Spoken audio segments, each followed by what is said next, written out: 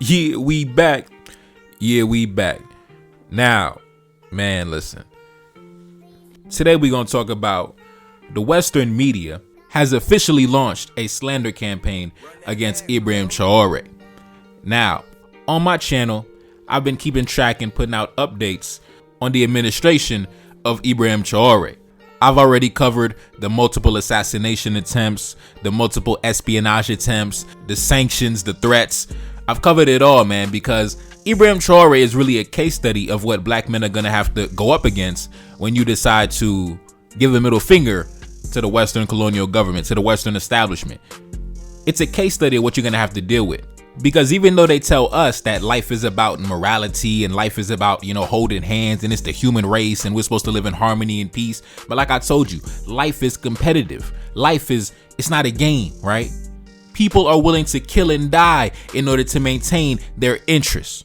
And I want my brothers to understand that so black men can understand what it takes, the mentality we should embody in order to advance our interests. Now, listen, they done threw everything in the kitchen sink at this brother. The sanctions, suspensions, assassination attempts, diplomatic isolation, supporting the opposition. Now the Western governments have gone back to the tried and true, the media campaign, to discredit our good brother, to throw dirt on his name. You already know what time it is. It's time to call him a dictator. Yup, it's time to call him a dictator. Man, take a look up on the screen. This headline is coming from CNN. It says, the Burkina Faso army executed over 220 villagers in February, according to Human Rights Watch. Now, let's jump into the article.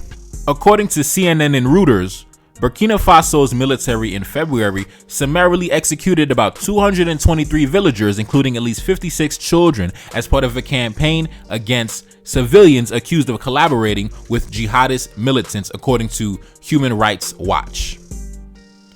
Rights groups have previously accused the military in Burkina Faso of attacking and killing civilians suspected of collaborating with Islamist militants in retaliatory operations. According to the Human Rights Watch Executive Director, Traore Hassan, the Burkinabe army has repeatedly committed mass atrocities against civilians in the name of fighting terrorism, with almost no one held to account. Now, when these, as black men, we have to use discernment. We have to use high-level intelligence when examining these reports. You have to dig deep. Like, okay, so what is this organization, Human Rights Watch? When did it begin? Who is the chief executive officer? Who is the head honchos at his organization? Where is the headquarters at? You know what I mean? Where are they based at? Is this an African organization? These are the questions you have to ask, right? Especially when they make these outstanding accusations against our brothers. We have to understand who the hell is even talking. Like, who the fuck are you, right? So I did some digging into Human Rights Watch, right? And the executive director of Human Rights Watch is a lady by the name of Traore Hassan. She is an Australian lawyer who was born in Singapore to a father from Pakistan and a mother from China. A woman who essentially has zero connection to Africa at all, right? She's not even a black woman at all. She's an Asian woman who was born and raised in Australia, went to school in England, and is the current executive director of Human Rights Watch, which is based in New York City. The headquarters is in New York City. So this is essentially a Western think tank. Of course, it's an NGO, it's a non-government organization, but obviously this organization is used to advance Western foreign policy. Anybody with 2 brain cells can see what time it is. It's an American-based NGO that was started less than 50 years ago with the sole purpose of monitoring the Soviet Union. You can look this up. Human Rights Watch was created back in the 70s and the 80s to monitor the Soviet Union. That was the original purpose of the Human Rights Watch organization, right? So as black men, we have to use our discernment. We have to use our critical thinking skills. We have a prefrontal cortex for a reason. So use the shit. You know what I mean? Use it. You know what I'm saying? So let's continue. Take a look up on the screen. Burkina Faso says the Human Rights Watch massacre accusations are baseless. Burkina Faso has said a Human Rights Watch report alleging that soldiers killed at least 223 villagers in 2 attacks in February made baseless accusations. The government of Burkina Faso strongly rejects and condemns such baseless accusations, according to the communications minister Rimtalba Jean-Emmanuel Ouedraogo. Now, time out. Now, let me give my opinion on the situation. Do I think that the Burkina Faso military might have launched some offensive or defensive or retaliatory attacks against certain strongholds controlled by Islamic militants? Absolutely.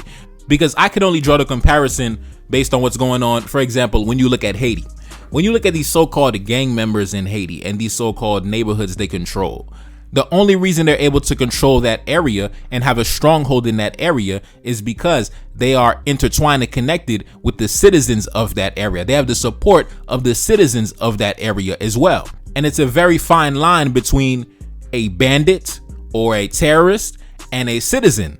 When you are, for example, providing intel to a terrorist or a gang member, or providing support in a variety of ways, because they might agree with their ideology, they might agree with their Islamic extremist ideology, right? Or they might be, fellow tribesmen of the terrorists. There could be a variety of reasons why certain civilians in Burkina Faso are supporting the Islamic terrorists, right? So the Western media likes to play stick and loose with those labels, right? They say, oh, the civilians, but the civilians that were attacked were also providing support to the terrorists that are attacking the government. So it's a very fine line.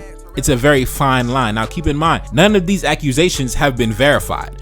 These are accusations coming out of a New York City-based think tank with a Australian, Pakistani, Chinese, Singaporean, British executive director making these accusations against Ibrahim Traore. So, the whole thing is kind of funny style. But anyway, let's continue. According to the statement from Burkina Faso, the media campaign orchestrated around these accusations fully shows the unavowed intention to discredit our fighting forces. Now, I want to jump into another headline that I see here. Burkina Faso leader accuses Ivory Coast of welcoming destabilizers. Let's jump into this article. The head of Burkina Faso's military regime, Ibrahim Traore, accused Ivory Coast on Friday of welcoming all the destabilizers of his country, adding that there was a problem with the authorities in Ivory Coast. Ties between the two countries have been rocky as of late, and on April 19th, their ministers of defense held a meeting on the border in a bid to bring about a new start in relations. Referring to Ivory Coast in an interview with national broadcaster RTB, Ibrahim Traore said, "All the destabilizers are there and they are not hiding." Now, time out. Now we got to talk about Ivory Coast. Now, the president of Ivory Coast is one of the biggest stooges on the African continent in terms of being a puppet and a vassal and a satellite and a lackey and a minion for Western governments and Western corporations. What is it? What is his name? President Alexander Ouattara. Yo, look at this. I mean, first of all, bro, he got a fucking white woman. So you already know what time it is with this dude right here, bro. Like, listen, this dude, one of the biggest stooges, one of the biggest do-boys for the French government. So it's no surprise that he's giving a hard time to Ibrahim Traore. It's no surprise, bro. It's no surprise. Let's continue. Ibrahim Traore went on to say, "At some point, we have to stop the hypocrisy and tell the truth. There is a problem with the authorities of this country." And he's talking about Ivory Coast. Now, obviously, listen, President Alexander Ouattara of Ivory Coast, he's in the pocket of the French. He's deeper in the, he's way more than he's in the boxers of the French. He's not in the pockets. He is in the underwear of the French government. You know what I'm saying? They got that, they got that nigga in their underwear, bro. But anyways, man, let's continue. Take a look up on the screen. Burkina Faso suspends the British Broadcasting Corporation and Voice of America for 2 weeks. And I believe this is in response to them promoting those unverified accusations against the Burkina Faso military. And the reason why Western governments and Western NGOs engage in these misinformation campaigns is to not only discredit a leader in front of the eyes of the whole world, but also to discredit him in front of his own people, especially when you have an adversarial leader like Ibrahim Traore, who has widespread support amongst his own people. You have to discredit that, and you have to drive division amongst the population, and also to sow discord and create division amongst his own ranks, so his own men end up taking him out. That is the reason why they embark on these misinformation campaigns. And also, in case they decide to push the button and go in guns blazing and try to kill him, they already manufactured consent amongst the population. So in front of the eyes of the whole world, they can say, look, we had to kill this dude because, look what he was doing. Look what he was doing. According to Human Rights Watch, he did this, and that. You know what I mean? So they're manufacturing consent, and they're also trying to sow division and sow discord amongst the population and amongst his own ranks. And the American government and the Western governments in general are hypocritical in this aspect, because they'll criticize Ibrahim Traore for taking this step to ban Western media publications from influencing his own citizens. But the United States has done this many times in the past, going all the way back to the goddamn Sedition Act of 1918, going all the way back to when they tried to ban certain media publications that promoted communism. And there have been many times where the United States tried to block foreign entities and foreign governments from establishing media houses on American soil to influence the American people. So the United States has also taken similar actions in the past to protect their interests. So listen, don't let them run that game when you're talking about, oh, Ibrahim Traore's a dictator. He banned the British Broadcasting Company. Nigga, fuck the British Broadcasting Company, nigga. I said it. Fuck the British Broadcasting Company. Fuck Voice of America. Fuck TMZ. Fuck your media companies, nigga. Fuck y'all. You know what I'm saying? It's time for the black man to make his own media companies. The black man to establish his own media houses. Fuck y'all media houses. Y'all don't mean shit. Fuck your organization. Fuck your NGOs, bitch. Listen, that's what it is. Let's continue. Now, over the weekend, Ibrahim Traore actually, he did an interview, a state interview addressing many of these controversial headlines that's circulating right now. And I'm going to go over some of the highlights from his interview right now. Take a look up on the screen. When it came to culture, he said that when people want to conquer you, they first attack your culture. We are reviving our culture, and all the traditionalists will also have May 15th as their holiday. When it came to tourism, he said, we are investing into tourism, and Burkina Faso will be a destination place soon. When it came to terrorism, he said, there are foreign mercenaries who entered Burkina Faso legally through the air with the complicity of someone. We are investigating, and that person will be caught. When it came to soldiers who have been dismissed, he said, there are accomplices in the army who do not fulfill their duties and who leak out information to the terrorists. When it came to security, he said, we will continue to arm the country to the fullest so that we will never have to face terrorism again. When it came to the consolidation and IDPs who returned to their homes, he said, I cannot tell you our plans. When it came to the controversy around him banning the British Broadcasting Company and Voice of America, he said, they work for their country's best interests, so we understand them, but we are sorry that some local news are reporting what they are writing. With $2,000 to $3,000, some of our own journalists are willing to write some articles to denigrate their own country. And also, we have to examine the reason why we just automatically take Western think tanks and Western NGOs and Western organizations. Why do we take them as the gospel? Because if it was a random African NGO writing about Western governments, they don't see that as any credible source. Oh, it's just some random nigga in Burundi, making an accusation. Who gives a fuck? It's just some random motherfucker in Ethiopia. Who gives a fuck? But when it comes to, the Western government, some random motherfucker in New York from Australia, we automatically take it as the gospel. But we don't know what the fuck. Man, listen, you from Australia, headquarters in New York City. Listen, sit down, man. Sit down, man. You know what I mean? Like, we already know what time it is, man. You in the pocket of the State Department. You tried to overthrow the man, it didn't work. You tried to kill the man, it didn't work. Now you're trying to discredit that man in front of the eyes of the whole world. We already know what time it is, man. Let's continue.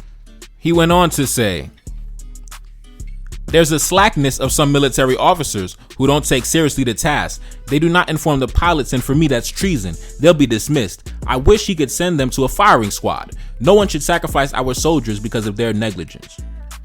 When it came to the alliance of Sahelian states, the alliance between Burkina Faso, Mali, and Niger, he said, Nigerian soldiers fulfill missions for Burkina Faso or Mali, and Mali does the same, but we also do the same. Their pilots enter our country without restrictions. There are no borders in the Alliance of Sahelian States. Very soon there's going to be one brigade command center for the Alliance of Sahelian States. We announced it and we are working on it. Do we have enough to fund our war? We do. Don't believe the propagandists. The other day you saw Niger military equipment go through our land. No one is funding our equipment. It's our own money. The army will be part of the major sectors: defense, security, agriculture, education of the youth, to inculcate them what patriotism is all about. When it comes to the economy, first, it was about controlling public spending. This is what allows us to buy more military equipment. It's also about reducing the internal debt. Next week, all the small domestic debts will be paid, followed by the large debts. We must also industrialize. It's an imperative. If we are dependent on exports of raw materials, we're sending jobs and foreign exchange reserves outside. This is why we are embarking on industrialization and employment of the youth. We discovered new raw materials, a type of limestone and clay, and we will industrialize. Now, I want to fast forward to 21 when he talks about diplomacy. He says, some countries are fine. Others are causing us trouble. I'll be honest with you. We were approached by our southern neighbors. I believe he's talking about Ivory Coast. They told us to negotiate with the terrorists because they wanted a portion of our land for trafficking. We bluntly told them that's impossible. We are Burkina Faso, and we would rather die in dignity than to negotiate the conditions for slavery. Niger under Bazoum was the turf of terrorism. I personally sent emissaries, but Bazoum refused to receive them. Now, in this section of the interview, Ibrahim Traore says that the government of Ivory Coast, or the president of Ivory Coast, had suggested to him that he needs to negotiate with the terrorists. And ironically, Ibrahim Traore also accuses the government of Ivory Coast of harboring the terrorists that float over the border, because when the terrorists get chased out and they get attacked, they go into neighboring countries such as Algeria, Ivory Coast, Mauritania, etc., etc. So it seems that Ivory Coast, obviously in the pockets of the West, is doing the bidding of the West and is giving Ibrahim Traore a very hard time diplomatically, and also housing and harboring his enemies at the same time and telling him to negotiate with his enemies at the same time. So, at the end of the day, man, these so-called terrorists are attacking the government. So once you attack the government, once you raise the standard of revolt against the government, you must be put down. You must be put down. And if you harbor the enemies of the government, you are also seen as an enemy. So it seems that there is some tension between the governments of Burkina Faso and Ivory Coast, which is to be expected. Obviously, like I said, of the president of Ivory Coast in the pocket of the West, 1000%. Now let's continue. He went on to say, as for Ivory Coast, they need to come to better terms. All the destabilizers of Burkina Faso are there. They don't even hide anymore. They go on TVs and talk bad about our country. We never did such a thing. We must stop the hypocrisy and say it as it is. Things are not going well with Ivory Coast. All of our wanted men from Mali and Burkina Faso are hiding in Ivory Coast. The interviewer went on to ask him, what is his relationship with the president of Ivory Coast? He says, we don't have contacts. At the beginning, he sent us emissaries, but maybe because we didn't give in to some demands, so we no longer have contacts. All of our wanted men are there, and Ivory Coast never cooperated with us. Now, sometime a few weeks ago, I put out a video entitled, A French Army Leader Says That Europeans Must Unite Against Africa. And it was a former chief minister of the armies for the French government, a man by the name of François Lecointe, who basically said that within the next 10 years or so, European militaries and European governments will have to unite their forces to protect their interests on the African continent. And that statement comes weeks after Celeste Wallander, a high-ranking member of the United States Department of Defense, said that the United States' connection and partnerships in Africa is crucial to maintain their economic, political, and technological edge and power their future. So the interviewer had asked Ibrahim Traore, what does he think of that statement made by General François Lecointe? And he said this at the bottom: they are preparing the mentality of their people so that they will come and fight us. Last year, President Macron even said some things, and I was expecting you guys to talk about it, but nothing. Journalism is not about criticizing the government. You need to educate the people. Are people holding deep debates about that, General? They do not agree that we decolonize ourselves. They want to recolonize us. They know we will overcome terrorism, so they are preparing to come physically fight us. They don't want us to decolonize ourselves. It is in their interest. It is through us that they are living. Now, time out. He said it's in their interest. It is through us that they are living. Journalists have to educate the people about imperialism and how it works. We are in a war. They are preparing their people to accept when they decide to recolonize us. We know their objective. We are also preparing as such, and we are waiting for them. Now, listen, man, this whole thing is a movie. Everything going on in the Sahel right now, it's a movie. It's a movie. And it serves as a case study for black men to understand what you're going to go up against when you decide to embark on this journey. It's not only the Western governments you got to worry about. You got to worry about the Western NGOs and the Western media, and you got to worry about the Western-backed governments on the continent and the Western-backed leaders on the continent, your neighbors to the south, to the east, to the west, to the north that might be against you. It's a lot, man. It's a lot of shit, man. It's a lot of shit, bro. It's a lot of shit. It's not simple at all, bro. Shit is not simple at all, man. It is not simple at all. That's why unity is so important, because you cannot be a standalone nation by yourself trying to go up against all these different forces. You got to have some backing. You got to have your brothers standing with you. Luckily, Burkina Faso, they got, their brothers in Niger and Mali standing with them. But if they was by themselves, man, they would have been folded. They would have been crushed already, but due to the fact that they got the unity standing together, it's a bit hard to crush that. It's a bit hard to crush that, so unity is always going to be the key for me. Unity is always going to be the antidote for me. Unity is always going to be the magic bullet for me, but anyways, man, it's your boy Neferkari. That's Salim back in the building. Yes, indeed. Cash App up on the screen, and I'm gone. Peace.